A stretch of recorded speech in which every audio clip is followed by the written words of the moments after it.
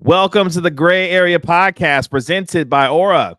My name is Kevin Gray, Mavericks pre- and post-game host on the Dallas Mavericks Radio Network. Appreciate you joining me here for my latest episode of the Gray Area Podcast. If you're watching this on my YouTube channel at Kevin Gray Sports, make sure you like and comment on the video. And if you're listening to the podcast, give it a 5-star rating, write a review for it while you're there. It is Reg Fridays here on the Gray Area, joining me as he does every single Friday here on the Gray Area Podcast. Reginald Adetula from 105.3 The Fan and host of the Get Right. Reg, what's going on? Yeah, not much. This is. It looked like you were searching for something to say. I was. It's typically, I understand my role in this. I don't have to bring a lot to the table when I'm supposed to bring something to say there. And you know what? Still was unprepared. So yeah.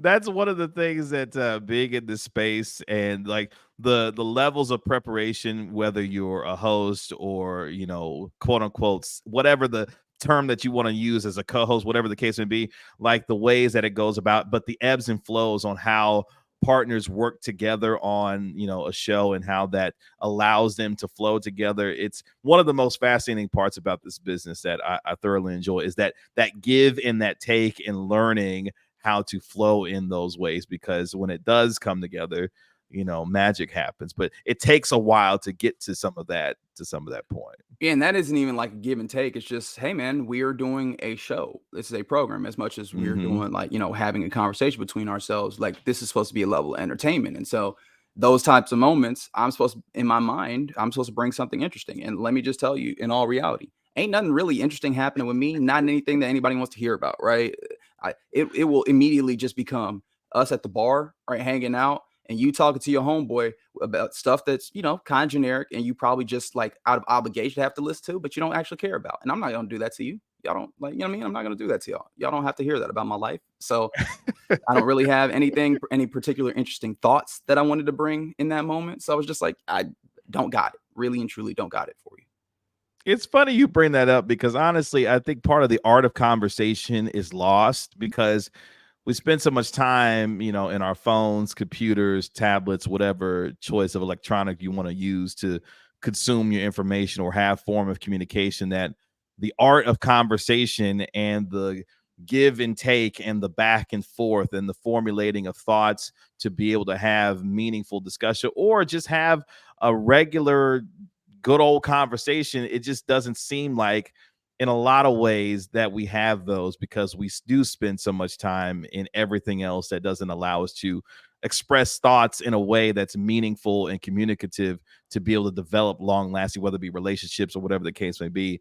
I feel like that's much of a lost art these days, honestly. Yeah, no, absolutely. Our social skills are, in some ways, because we're going to start sounding like old folks, which, you know what? Probably fine for, I imagine, the demographics of people that are listening to this very program also at least some would agree with this or fall into the same demographics, right? We're not calling you old, by the way, just so you know. We're not calling you old. I mean, I kind of am. It's fine. Well, yeah, like the social skills, we could say, have gotten worse, but in some ways they've just moved, right? Like, they've changed for the situations and the circumstances that we are dealing with now. Now, of course, there are ways in which it's going to be worse for us in what we have valued as a society, 100%, as social beings and all those things. But it's moved to the web, right? Like, some people say pimping ain't dead. It's moved to the web in the same way. Conversations, like, we have gotten used to, the screen and the opportunities to craft our messages and these things. We don't necessarily have as good a rapport. And I guess fun fact about me, I don't know how fun it is for me personally, I don't really view myself as a particularly good conversationalist. You give me a topic and like we can have a conversation on that. It's particularly something I have a level of interest in.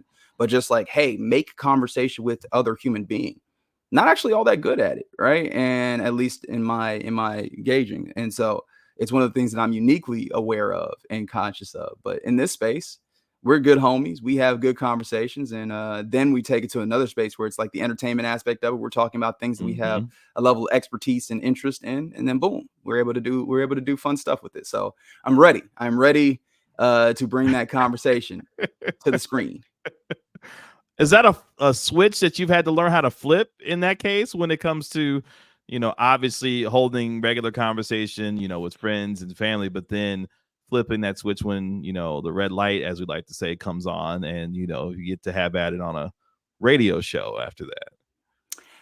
Kind of, but not necessarily, right? It's maybe not switch, but I've had to obviously hone it, right? Like you're when you're doing these things, you need to polish them up, right? You're not just coming unvarnished into a microphone situation, whether it's, internet, radio, all these things. But I think it's just like the quirk of my personality is, and you've seen this in action, like when I'm in a space where I feel comfortable and where I feel like I'm knowledgeable and I have something to bring, it lights up, right? That Yeah. it's kind of it works. If I'm in a place where I'm uncomfortable, I don't know folks, or I don't feel like I have something to add, I just kind of I'm quiet. That's a personality that I have. And so I don't know. It just it's I find a way to brush it up and polish it up. And obviously, when it comes to radio and doing things like this, you just gotta do it, right? You gotta find the conversations to be had, and yeah, and then we do that. We find the conversations to be had. We have the conversations, and it also helps that in any situation where we are on air or having a conversation on radio or something like that, there's kind of a tacit acknowledgement that we are all working together to make something go. Yes. And so that's not always happening in a social situation where like, hey, this conversation has to happen and it has to last for a certain amount of time, so we're all invested in that happening, right?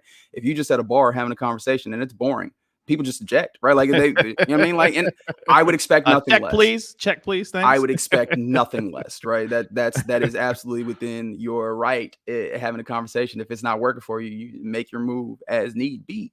But obviously it operates a little differently. The objective of this is different. Like in this space, we both know we got to have something to say. We got to have, and this is why I felt bad. And this is why I started looking, because you asked, you threw me the ball and I was like, what I'm supposed to do with this? Oh, that's right. I'm supposed to do something with it. My bad. That's on me. I'll put my hand up. That was my fault. Well, speaking of ball, a lot of ball happening right now, whether it be Major League Baseball or in the case of what we love, basketball, which is obviously heading toward the end of the regular season in the NBA. And also we're headed toward the end of the NCAA tournament on the men's and women's side for this year's madness of March, if you will. And interestingly enough, we've gotten to the Final Four where, both UConn's men's and women's teams and NC State's men's and women's teams are both in the Final Four. Shout out to UConn, who's pretty much beaten down everything. The men I'm talking about, beaten down everything in their path, looking well on their way to a second straight national championship. By the way, we haven't had a repeat national champion since them boys did it in Florida with Al Horford and what's my man, Joakim Noah. Like, it's been a long time. In fact, 20 some odd years, I think 20 years exactly. Is that like the 07 years, 06, 07 in there? Something like that. It's been almost 20 years that we've had a repeat national, champion. So UConn and Dan Hurley and his boys are on their way. It appears to be handling that business. They'll take on Alabama in one semifinal, and then NC State will take on Purdue in the other national semifinal on the men's side. So, by the way, I feel like Purdue, and correct me if I'm wrong, I feel like Purdue's doing the thing that the UConn women's team did a while back. I'll never forget when Gino Auriemma sat on a podium one day before, I think it was before the tournament, and he basically said in so many words, we have Diana Taurasi and you don't. And they went on to win the national championship that year, I believe. And I feel like Purdue's doing the same thing. Hey, we got this dude named Zach Edey, and y'all don't. And Edey went off, what was it, for 40 and 16 in the national or in the regional final to get them on to the or one of the games. I can't remember exactly which one, but he had 40 and 16 in one of them games, and he has pretty much dominated throughout the entirety of the NCAA tournament, which I still don't know. Is he actually good at this, or is he, good in what way? Are we talking about NCAA good? Are we talking NBA good? Like, what are we asking for here? Like, he gives me Tim Tebow vibe. Like, he's good at this in college, but I don't know if he's going to be necessarily good at this at the next level in the pros. That's right. That's exactly what it is, right? He is an elite NCAA basketball player. I mean, Okay. 7'4", that does not look like he necessarily have bricks for feet and that he can move around. He has post moves, like he has more than one post move committed to memory. Yeah, that all works, right? That absolutely gets you to space where you can just go, we got one of those. You got one? No, okay, deal with it, right?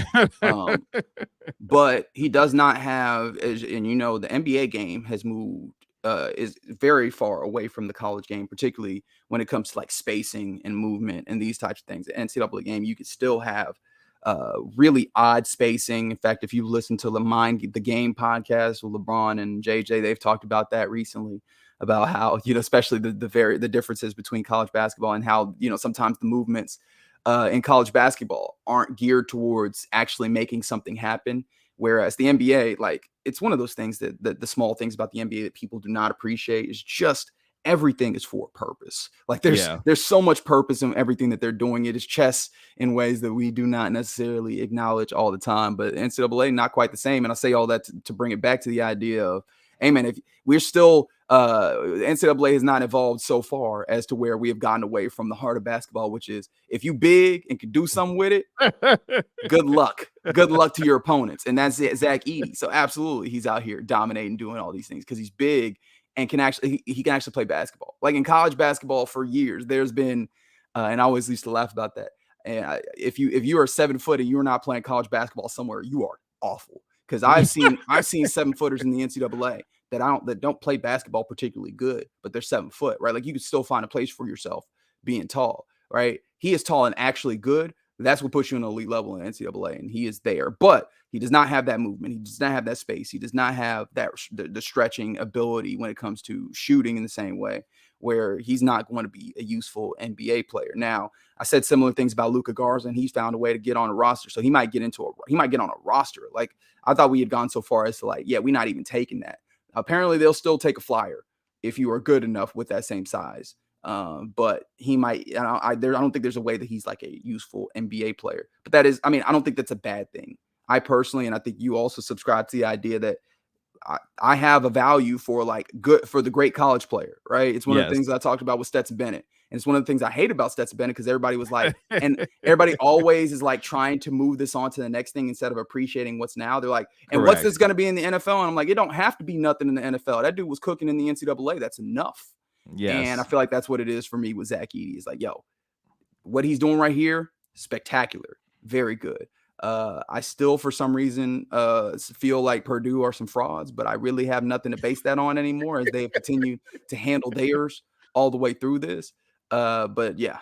So they finna find out what's my man's name? DJ Burns. DJ Burns Jr. at NC State. You know what's so funny about the whole Burns thing is while Edey has been the phenomenon from a basketball standpoint, like Burns is taking on like a cultural phenomenon, like for for folks to know, I'm kind of a hefty brother. So like that's right. My man out here is out here doing it, for us, hefty brothers out here, balling and hooping. But then the NFL is like, hey DJ, have you ever considered the idea of playing in the National Football League? To which I'm sure DJ was like, now, first of all, I'm over here handling business, trying to win a national championship. But second of all, why would I involve myself potentially in the National Football League as an offensive lineman? Because that is kind of where we are with the whole DJ Burns experience. Like we're appreciating, kind of what he's doing for NC State, but we're also looking like, hey man, do you think you could play in the National Football League? I'm like, okay, all right, NFL. You can't have everybody now. You can't have everybody, but okay. We'll but here's the thing, right? In the same way that there's like a selection bias when it comes to the NBA, where a large majority of the small section of the world that is above like 6 right? If you're above 6'4", 6'5", there's a high chance that you end up in the NBA just because there's not that many people out there. In a similar way, how many people in the world you feel like are athletic at 300 and some pounds, right? Like that's and the NFL is like, we don't got that many of those. We know about the scarcity that exists. Look like you can move a little bit, right? We know the scarcity that exists when it comes to offensive linemen in the NFL. They're like, hey, wait, we might be able to do something with that. Hey, come over here, dog. Right? I don't know. You wasn't worried about the NBA, were you? No. The thing about the DJ Birds that I love, and you said that he's doing it for y'all. He's doing it for all of us, right? I hate to appropriate in some ways from your culture. However, the America, and I honestly do believe the world, not much we love more than a portly athlete, right? Like we just, right? Bartolo Colon, portly athlete, right? There's just Jared Lorenzen, rest in peace. Portly athlete. There's not much that we love more than a little bit of a dude that looked like he should not be doing this in the same way. We like the hefty baller. Yeah, that's yeah. right. We absolutely love the hefty baller for sure. He's doing that, right? Like, he is doing that. So shout out to that man. But you asked, why would he do that? The money. That's why he did that. The money. If you're willing to tolerate the pain, if you're willing to tolerate the NFL pain that comes with it, I guess so. But I do think that that's interesting, because here's one of the idea of the transitioning from basketball to football. I don't know if DJ Burns, where is he from originally? I know he played at NC State, so I'm guessing. I want to say South Carolina, Rock Hill, South Carolina.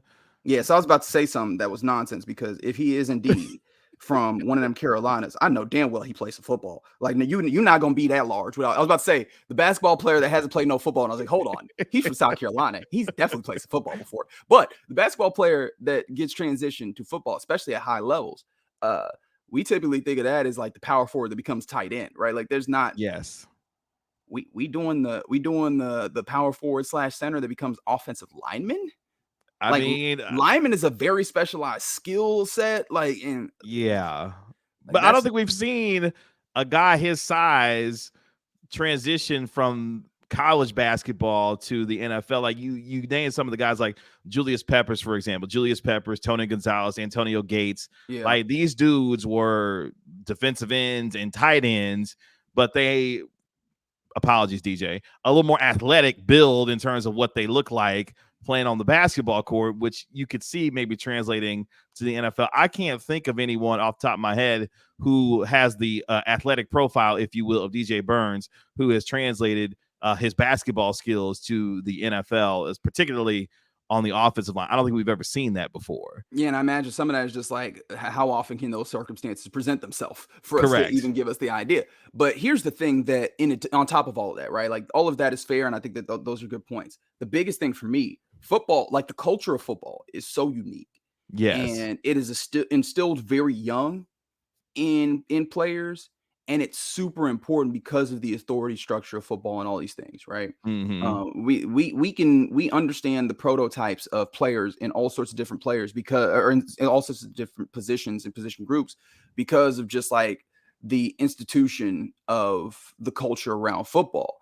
And I'd be super interested in seeing how that ported, right? The idea of coming into an offensive line and the mentalities of offensive linemen when it comes to not just the toughness of this all, but also like the ways that the inner workings, the interpersonal relationships, all those things. Seeing how that would port over for a guy who, at the very least, for a little while, because he's like a 5th-year senior. Is that what we're dealing with there, or 6-year senior somewhere there? It's been a while. If he played football in high school, it's been a while since he's done that. Like, jumping into that space, the ways that offensive linemen, they love working out. Like, that's something that's it really is something that's underappreciated. Offensive linemen love working out. What is that? What does that match with? Like, what would that switch over be for him, should he actually take advantage of that? Yeah. So, but I mean, hell, for him, you might just need to go ahead and just win you a national championship, open you a nice Hyundai dealership. Don't even worry about it. If nothing else, DJ Burns is a folk hero at NC State for forever. Yeah, exactly. No matter what happens for DJ Burns from this moment forward, my man is a hero in Raleigh, North Carolina, because he somehow was able to lead the NC State Wolfpack to a Final Four, and we'll see what happens with Purdue, NC State, UConn, and Alabama. By the way, Alabama, SEC school, football school, in the Final Four. I believe it's their first ever Final Four appearance. So congratulations, you get to earn a beatdown from UConn, potentially. Although we'll see. I don't know. College basketball is something these days, but hey, it is what it is.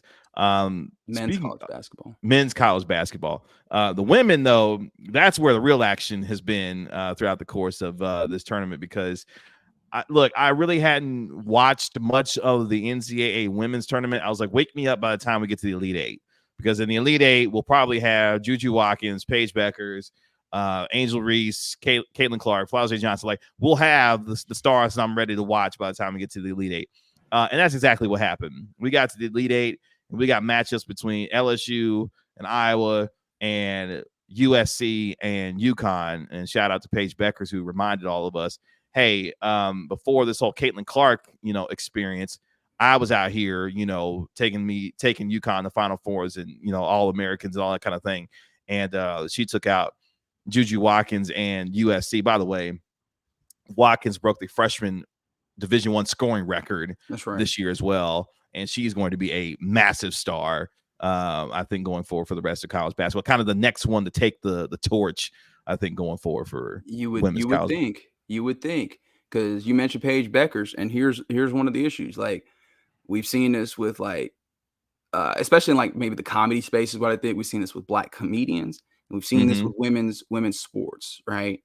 The idea that there can only be one. And you know what? We've done a little bit of progress, because it seems like we done gotten to there can only be two. But we're still in that place where, because the Paige Beckers thing, right? You're absolutely right. She was the one for a period of time where that was the women's college basketball player that people knew. And then, these things shift up. She has the injuries that keep her away.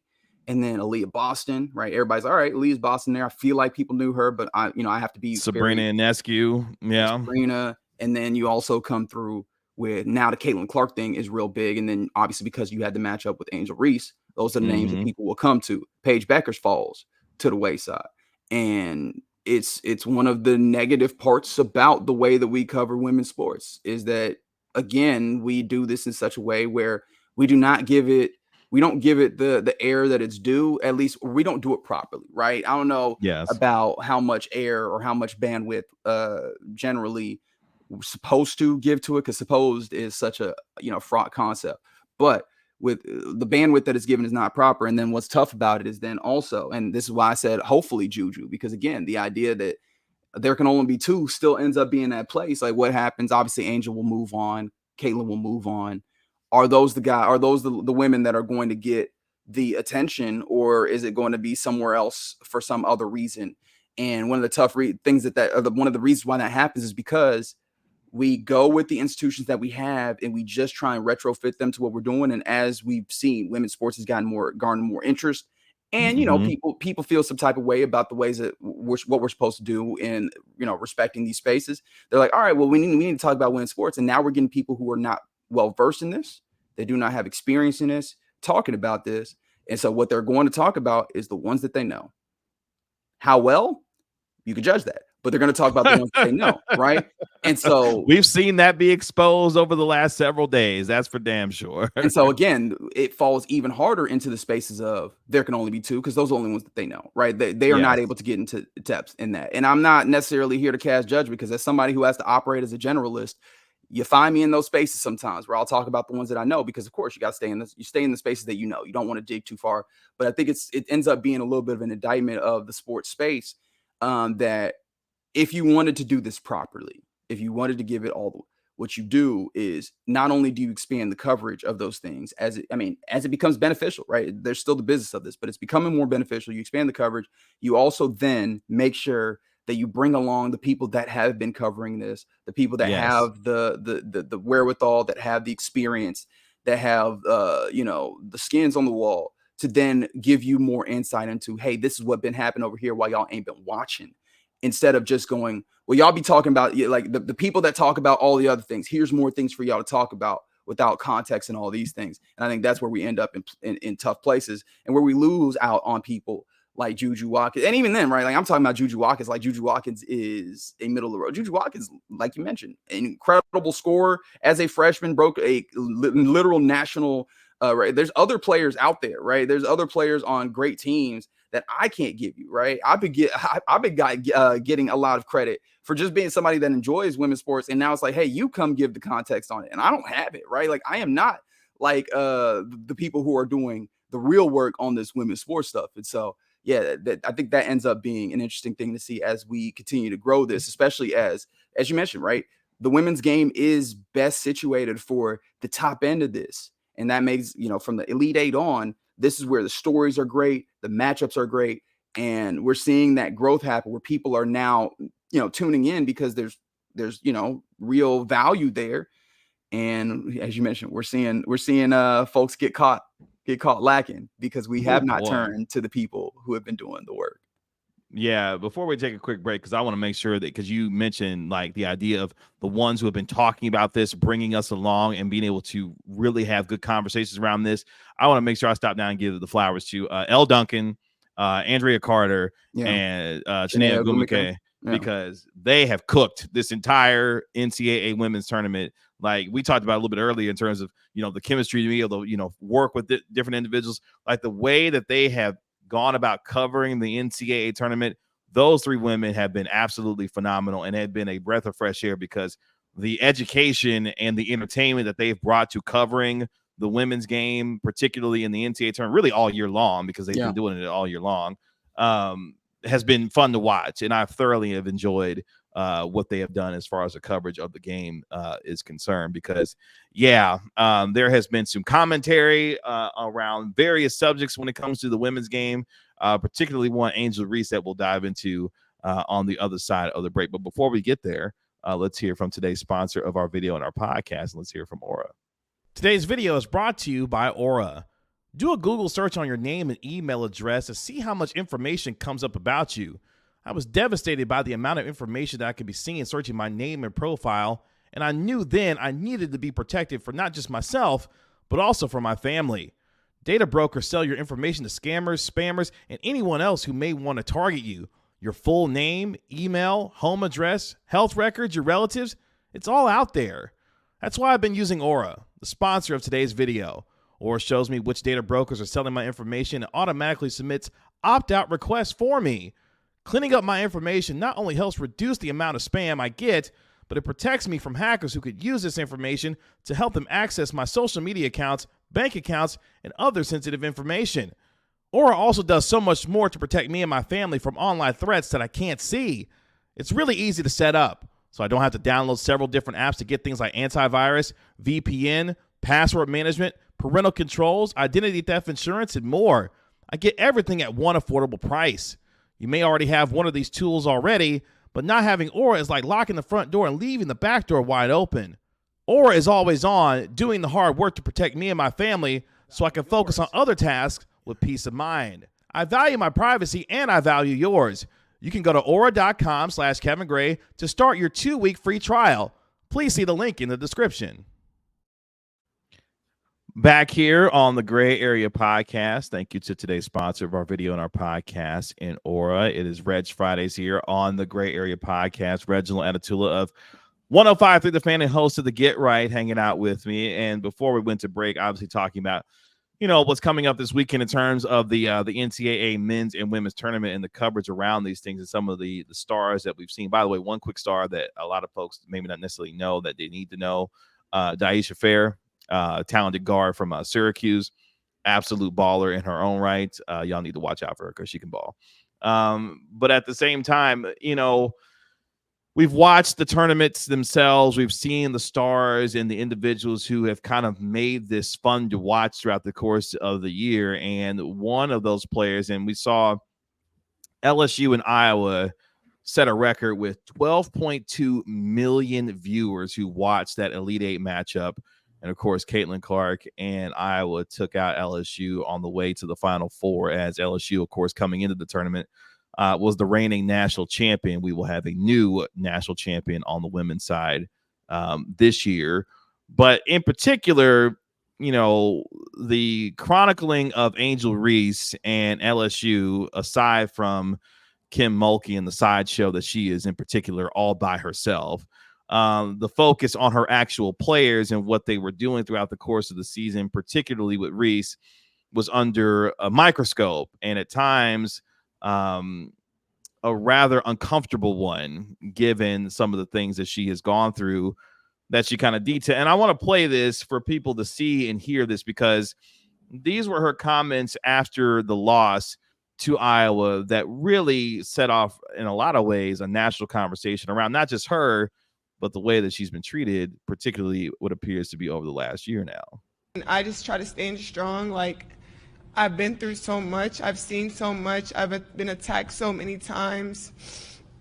Death threats. I've been sexualized. I've been threatened. I've been so many things, and I've stood strong every single time. And I just try to stand strong for my teammates because I don't want them to see me down and like not be there for them. So I just want them to always just know like I'm still a human. Like all this has happened since I won the national championship, and I said the other day I haven't had peace since then.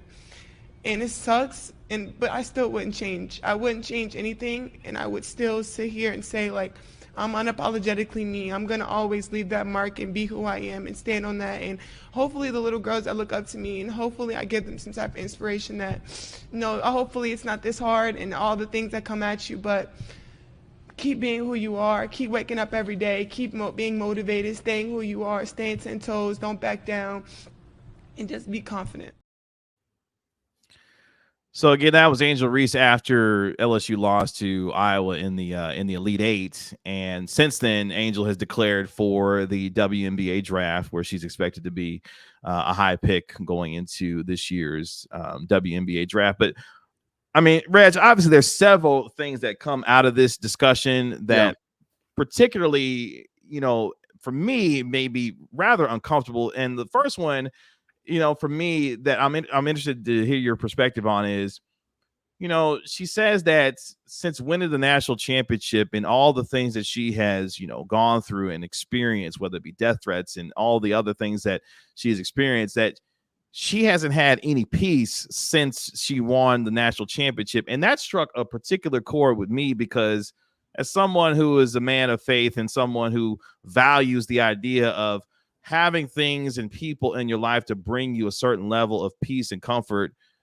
And yes, she's in the public eye, but at the same time, not knowing that feeling for the better part of a year because of what other folks have had to say really made me feel terrible for her, because I think no matter what, no matter how you may feel about someone, that should never be the case for anyone to have to experience in that way because of what kind of mental and emotional aspects that can take a toll on someone who isn't feeling that kind of peace the way that they should be able to, no matter what they're doing.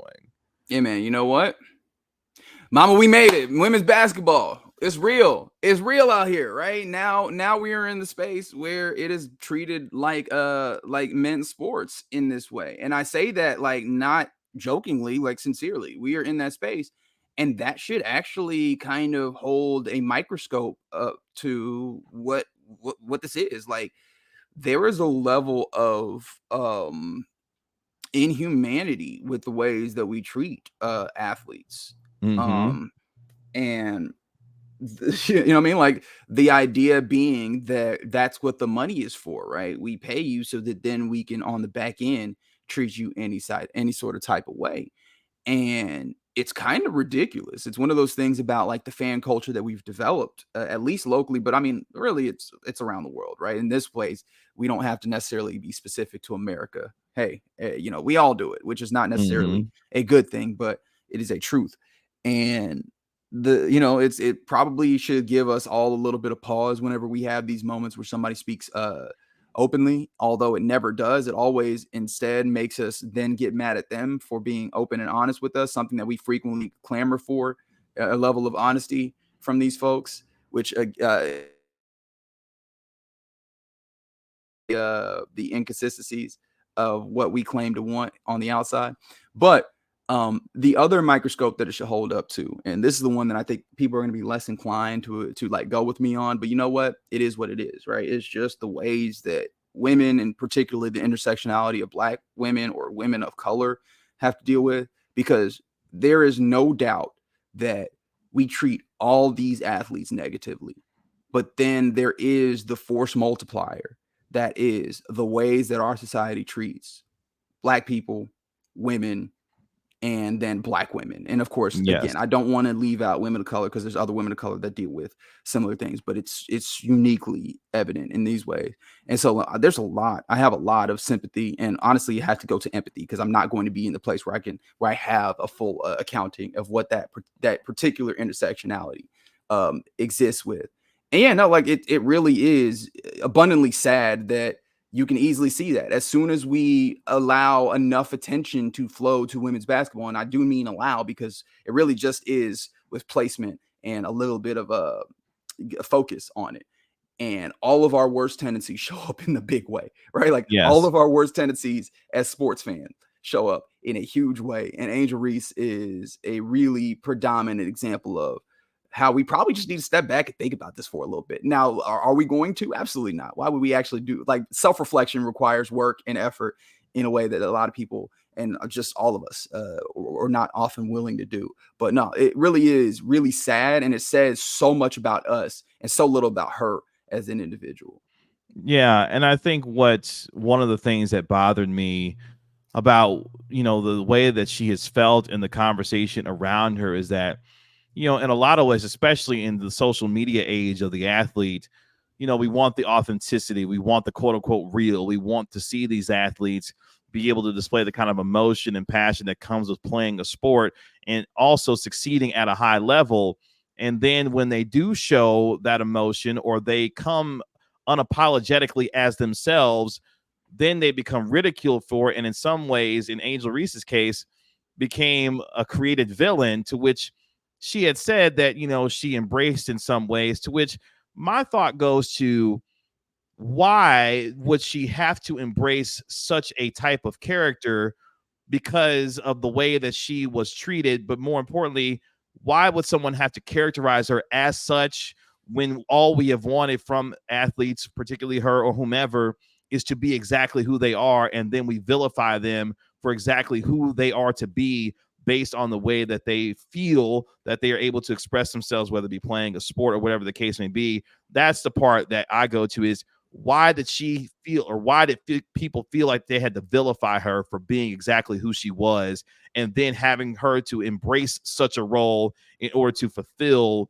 some other expectation of what people had placed on her? That's the part that breaks me, because she should not have to had embraced that in that way because of some way some people have felt about her in that way. Well, this is the tough thing about it, right? And it probably points to the idea and the reasons that we take sports probably way too seriously. And I want to be very careful about this, because the reasons it's because we just, the royal, we take sports really seriously, that we are able to have jobs doing this, right? Like there's the entire industry that is, where we talk about these things and analyze these things because we take sports very seriously.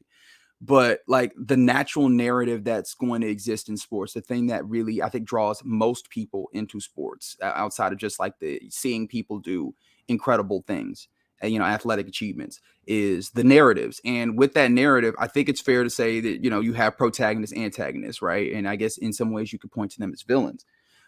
And I think it might have been, I'm trying to remember exactly who it was that was speaking on this idea. I believe it was Torrey Smith. The idea of, hey man, what she's asking for there. And it's worth mentioning, Angel Reese gave that answer when she was asked by the media about how she felt about her teammates defending her. This was not of her own accord or of her own volition. She obviously is responding truthfully, it seems, to a question. The idea being like, hey man, she didn't get out here, even if she embraces the role of villain in this story that we have, right?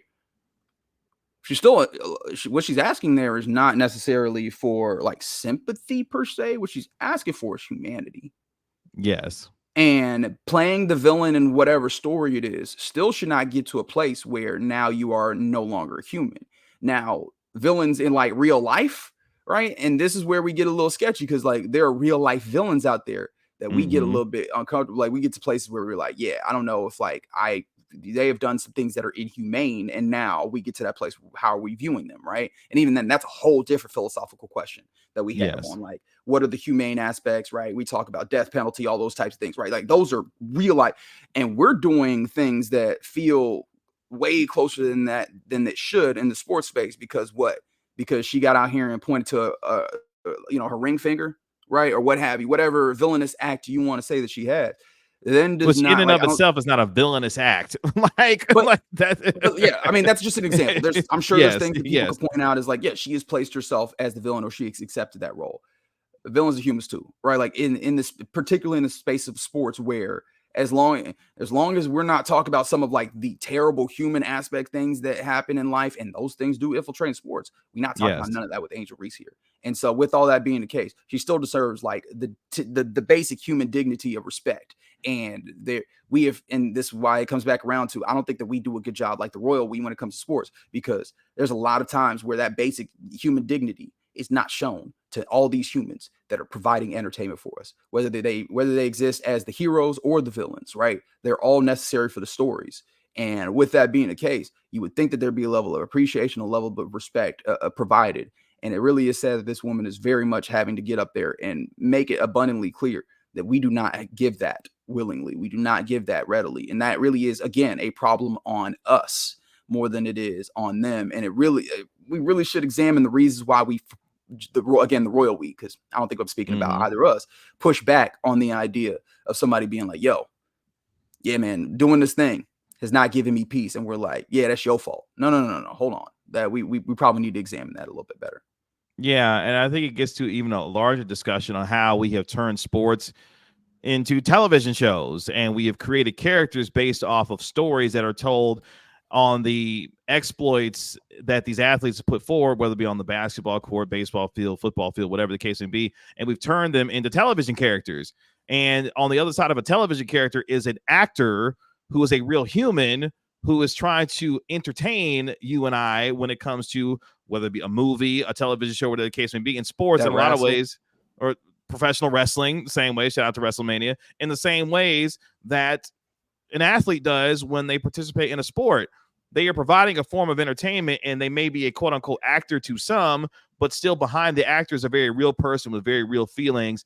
That those types of characterizations take a toll, because in order to uphold a character, think about a method actor. A method actor gets themselves into that character. They engross themselves in who that particular person or character is that they're playing, to the point where at some point you hear actors talk about it, having to turn an on and off switch on when it comes to who they are on the outside world versus what they are in the character world when they're playing that particular character. Athletes don't necessarily have an on and off switch. They are who they are unapologetically, at least we want them to be, on the floor or on the basketball, whatever the case may be, but they're also playing a character at the same time. And for some people, it's hard to separate the two. And I think what Reese is trying to get the idea is, at least for me, look, you may vilify me, I might play a villain character here on the floor, but I'm also a very real person who is trying to play whatever character that you want me to be, even though in my opinion, she should not have to be asked to play such a character based on people projecting onto her their own feelings based on the way that she comports herself on the floor. Well, I don't even know that she's playing a character. And in a lot of these spaces, I don't know that these people are inherently playing a character as in the ways that like that might be, interpreted as like they're being a disingenuous form of themselves, right? They are being themselves. She said she was playing a villain, like she's embraced being a villain in a villain role. Like that's where that kind of comes but like, from there. I mean, it might, like when I'm talking about villain here, it might just be to the place where people like, I don't like that person, right? For whatever reason, I don't like that person. And this is where we're really bad. And it's a very simple thing, but it's a difficult thing. And, sometimes those dichotomies do exist. Why are we so bad at treating people that we dislike with a level of human dignity? Correct. Right? Like whether she might, and this is the problem again, is like the stakes of this end up being high. Cause like villain in what level, right? Like I could point to some real life villains that we deify. And there's some police. There are other ways where like this is a person who is just a young woman who you may not like how she comports herself. But like if we talk about in the grand scheme of things, I mean, fine, okay, like generally okay, even if you dislike this person, because ultimately when we start talking about villain, especially in sports, it largely comes down to I dislike that person, right? And with that being the case, if you dislike that person, you still need to find a way to operate and comport yourself with a level of human dignity. And getting out here and doing some of the wild things that we've seen done.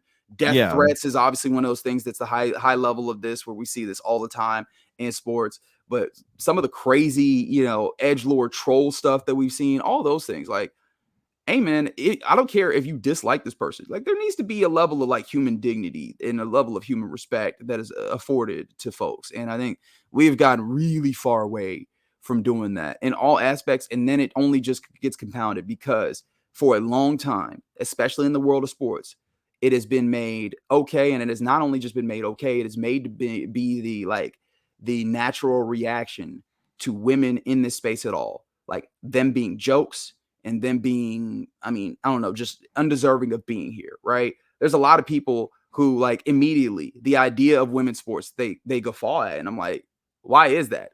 I was thinking about that literally yesterday. I was like, because I think somebody text in at one point and were like, man, Reggie, I love you, but you like some boring stuff when you like soccer and women's sports. And I was like, wait, don't y'all say that y'all like sports? Because me personally, I like sports and I stand by that. I be watching all this stuff, bro. Yeah. Like I be like, to different levels of appreciation, of course, right? There's some things that I personally enjoy more than others, but I like sports. So I'm in it for the sports. Y'all be out here talking about y'all like sports, but y'all have a lot of exceptions, especially just flat out if women are involved. And that's crazy to me. Yeah. Yeah. Particularly when you've seen Black women, I'll use in this case, be some of the best athletes that we've ever seen. Like if you don't have an appreciation, for example, of Serena Williams and the athleticism that she has shown for the better part of 25 years, becoming one of the greatest athletes that we've ever seen. Like, I don't know what to tell you because she has become a phenomenal, just obviously off the court of what she does. But as an athlete, she is to be celebrated and appreciated for all the things that she's been able to accomplish. And I think for watching Reese and what she's gone through, because part of the other things that have bothered me about this discussion and the way that it's been, talked about in some ways is that, for Reese, I don't know exactly what she's done to be quote unquote disliked that hasn't been done by male athletes that we see do some of these things all of the time. And I think that's the part where if you're going to assign some level of villain to Angel Reese, then you need to look at the other side, because there are plenty of dudes out here who do some of the same antics, do some of the same things that, like, for example, Tom Brady was out here on some BS, whether it was yelling at coaches. He did some wild stuff that we looked at. It was like, hey, Tom, at least for me anyway, hey, Tom, what are you out here doing? But then for others, we'll celebrate it as competitive drive and fire and this, that, and the third. And I'm looking at like, hey, man, that cat's a maniac over here doing some of this stuff. But we don't assign some of the same levels of criticism for some of the same things that happens when a male athlete does it in the way that we have done in terms of Angel Reese at times, I think. Yeah, man, the royal real inconsistent when it comes to the sports thing. It's one of the things we talked about. But in this place, like in that particular one, what you're talking about is like the villains. One of the problems is they do be doing that on the men's side. Right. There are people that we could point to on the men's side that, have been, viewed as villains and then have gotten the death threats and have gotten all these things. Right. Like the problem is we have this is a level of equality that we're actually getting to, which is, again, a problem. Right. Not in the equality of it, but in the way that it exposes. This is the operating the normal MO for sports fans. We really got to cut it out because it's a problem. Right? Yes. And I think that's the issue right now. The idea of, hey, there's definitely some people that you treat better, even though on the kind of the things that you've already laid out, it does not track. Right. Like, again, you talk about the Tom Brady, and typically the way that we handle that with other people would not apply there. And the problem is, I don't know if bringing that up in this space is the right one, because then the takeaway might be, OK, so let's treat everybody bad, which is not what I'm asking for. By any no. So yeah, I think the point being like, hey, you're seeing the worst actors of us when it comes to the sports things are again showing up as the worst actors in this place, and we really got to cut out that bottom end of the worst actions. Like we need to get better all the way around, and particularly for the sake of this thing that's growing, because these young women don't deserve any of that, not at all.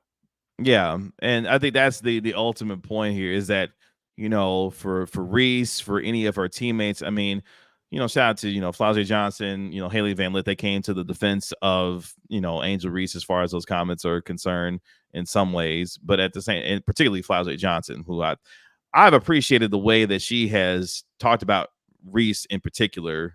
I'm not going to get into Kim Mulkey and all the other stuff, but the idea there's things to appreciate with Haley using that using that white privilege of this all to be like, hey, I know I can say these things and get away with them. Hey, these people, the way that they're handling this, cause racism, y'all. Like I was like, oh, okay, Haley, I see you.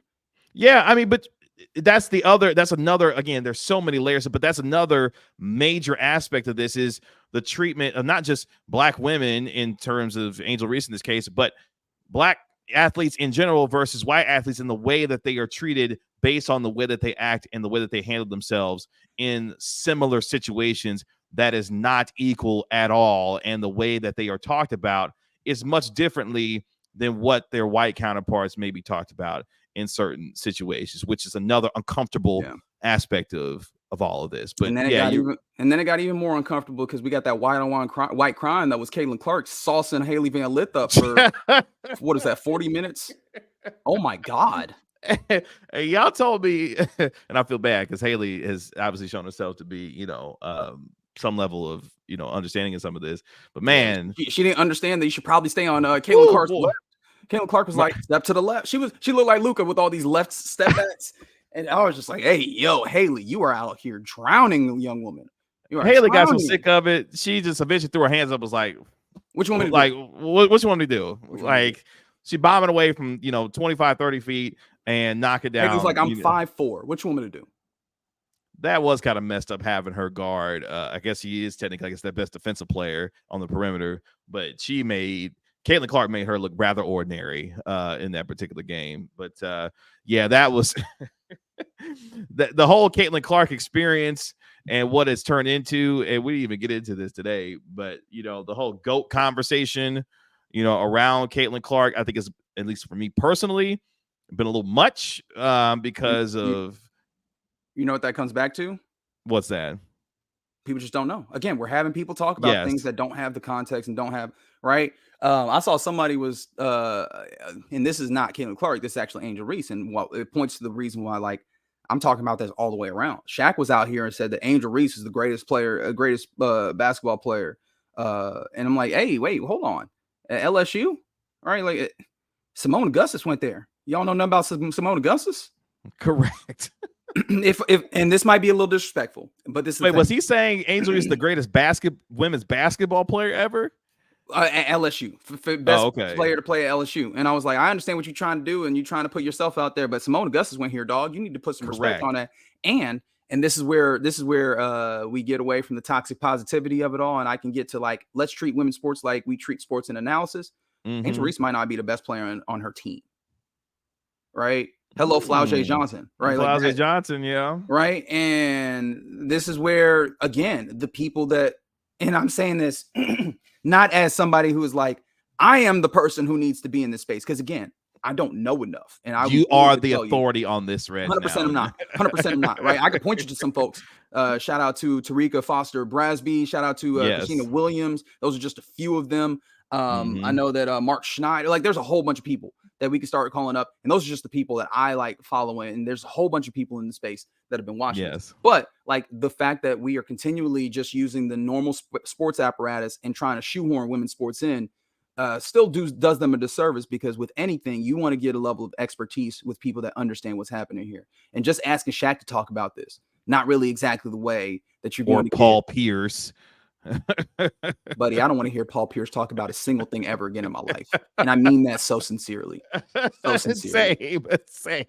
And I'm talking about his if you put Paul Pierce in front of a microphone and tried to ask him about his experience on the Boston Celtics, something that only he is an expert on, I'm good on it, to be completely honest. But yeah, I think that's one of the failings. It brings it back around to the idea of there can only be one. The people, those Shaq barely learned about Angel Reese a few years ago. And I say that, like, understanding that he is relatively close to that program and all those things, right? Like, Shaq doesn't have the expertise to talk about all these things, but the people that do have not necessarily been given the platform to have the full expression of it. So we have not been the larger, we have not gotten the benefit of all of the, the coverage that would make this even better, make the sport better to appreciate, and make the stories better or easier to understand for us. Because folks out here acting like Cheryl Miller don't exist, Lisa Leslie don't exist, Maya Moore, as you mentioned, Simone Augustus, Diana Taurasi, Brianna Stewart. Like, we're acting like these folks don't exist out here when talking about Caitlin Clark in this conversation. And I'm just like, y'all are doing Cheryl Swoops. Let me not forget about Cheryl Swoops. Like, we're forgetting a lot of incredible basketball players that low-key, listen to me, boys and girls, would wipe the floor with Caitlin Clark on a basketball court. And I say that with all due respect to how good Caitlin Clark is. Like she's an incredible shooter. Fun, right? Yeah, it's fun. Like, you know what the problem is? We're doing a lot. We're doing a lot. Everything has to be momentous. It's one of our issues in sports. Everything has to be the biggest thing that's ever happened. Everything has to go into like the greater context, especially in this age, especially in the social media age. Right. Everything has to go in the greater context of forever, right? Like as soon as something happens, what does this mean for their legacy? Where are they all time? And sometimes I'm like, again, the question, do y'all like sports? Because sometimes I'm just like, yo, this is fun, right? Like that's enough. This is great. And that's enough. And again, I'm not trying to disparage Caitlin Clark because I've enjoyed the hell out of watching Caitlin Clark play. She is a menace, right? With that being the case, we be getting ourselves into trouble trying to make this about all time and trying to make this about like everything being momentous and, oh, this is the greatest that's ever happened, especially when you don't know about half of the other things that have happened. It's just like we don't have to do it. Doesn't always have to be that. We can just enjoy things. We can. I promise. It's okay.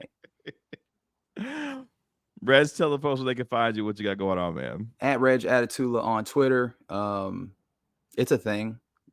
Jeff Pearlman agrees. If that does anything for you. Sometimes I do the Get Right on 105 through the Fan, 7 to 11. And I'd like to hang out with my friend Nick Angstad at Locked On Mavs, talk a little bit about the Mavericks, who are doing some fun things right now. I don't know if you've heard about this. They're playing good basketball. And so we'll talk about that from time to time. That's true. Mavericks are doing a lot of fun stuff these days. We'll see how they can keep it going for the rest of the regular season.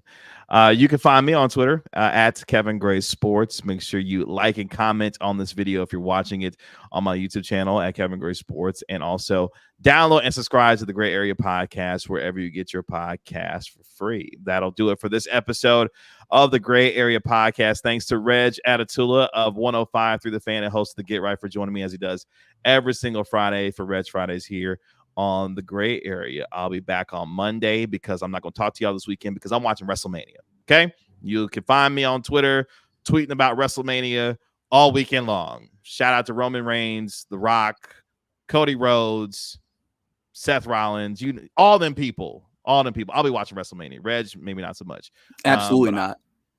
But I will. So you can follow me for hot takes on wrestling all weekend. Until Monday, I'll talk to you here on the Gray Area Podcast. Y'all have a good weekend.